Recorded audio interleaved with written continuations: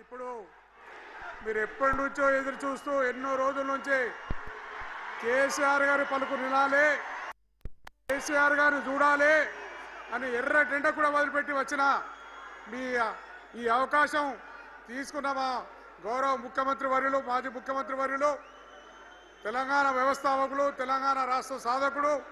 ఇలా కల్వకుంట్ల చంద్రశేఖరరావు గారిని వారి సందేశం ఇవ్వాల్సిందిగా కోరుతున్నాను.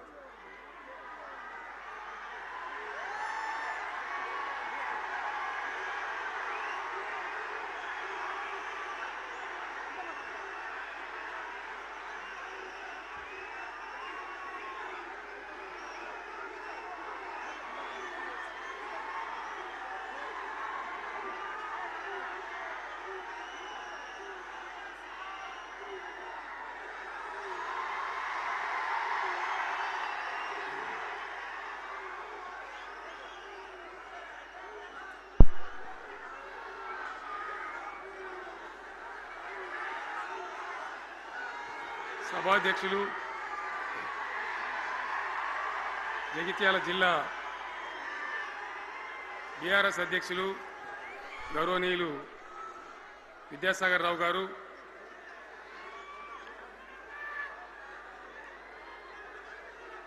గౌరవనీయమైన తెలంగాణ శాసన మండలి ప్రతిపక్ష నాయకులు గౌరవనీయులు సిరికొండ మత్స్యోనాచారి గారు, శాసన మండలి సభ్యులు ఎల్ రమణ గారు, దేశపతి శ్రీనివాస్ గారు, శాసనసభ్యులు మాజీ మంత్రివర్యులు గంగుల కమలాకర్ గారు, కోరుట్ల ఎమ్మెల్యే డాక్టర్ సంజయ్ గారు, హుజురాబాద్ ఎమ్మెల్యే పాడి కౌశిక్ రెడ్డి గారు, జనగామ ఎమ్మెల్యే గౌరవనీయులు పల్లా రాజేశ్వరరెడ్డి గారు, ఇదే ప్రాంతానికి చెందిన మరో మాజీ మంత్రివర్యులు గౌరవనీయులు కొప్పుల ఈశ్వర్ గారు,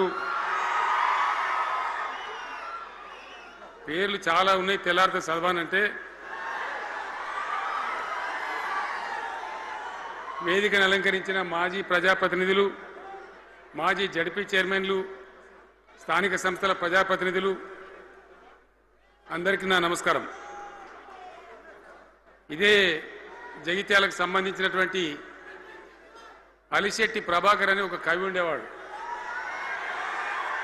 ఆయన ఒక మాట చెప్పిండు, చీకట్లో జడుసుకుంటే ఒక చెట్టే నీ చుట్టూరా అరణ్యమై భయపెడుతుంది, గుండె అంటూ కలిగి ఉంటే, గుండె ధైర్యం ఉంటే నీ వెంట అదే పెద్ద సైన్యమై నిలుస్తుంది అని చెప్పిండు ఆయన. ఇలా నా కళ్ళ ముందున్నటువంటి మీరు, మీతో రెండింతలు బయట రోడ్ల మీద ఉన్న